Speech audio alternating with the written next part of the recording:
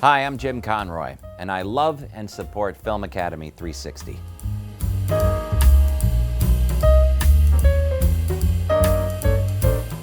Red Dead Redemption 2, that was motion capture. That one, I had to go all the way out to Long Island and shoot that a number of years ago. There was like a cult called the Chelonians. Like my character was wearing like a turtle shell outfit. And so he's like the head of this strange religious cult called the Chelonians. Other than that, I think there might have been a couple of side characters, like I'm running around with a rifle or something, but really like when you're shooting that in motion capture, it's just you in a funny rubber suit and you're holding like a broomstick. Like all the horses are PVC piping. It's really crazy. See, I didn't know much about motion capture. I think I was on the first Red Dead Redemption where I first started, and the technology has gotten so amazing now.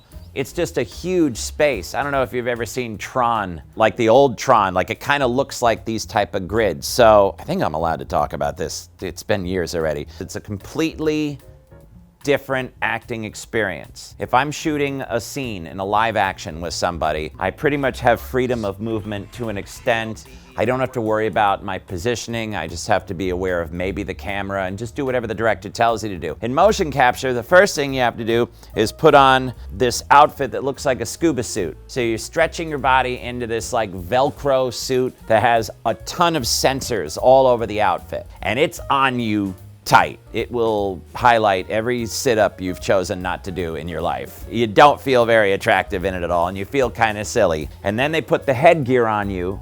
It's a huge headgear. It looks like you're wearing like some kind of psychotic braces outfit from like the 18th century, and a long snout with a camera and a light that shines on your face and a camera that tracks all your movements. So here you are in this suit that's stretching over your body with a gear that has a camera on it. And I've always found that that light gives me a terrible headache. I'm apparently the only one.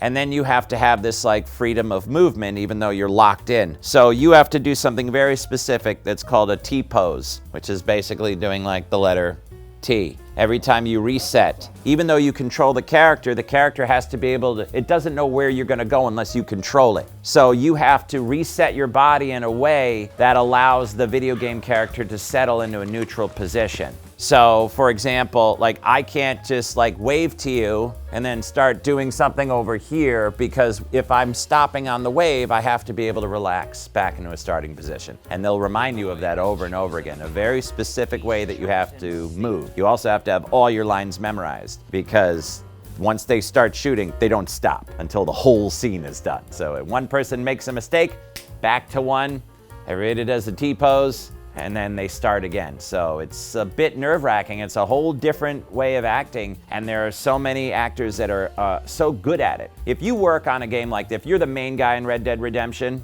you're probably shooting, I don't know, 150 days a year for a few years until that video game is done. And they have to shoot every possible thing that you might say or do, because the user's gonna make choices for you. So pretty cool. To Chelonia!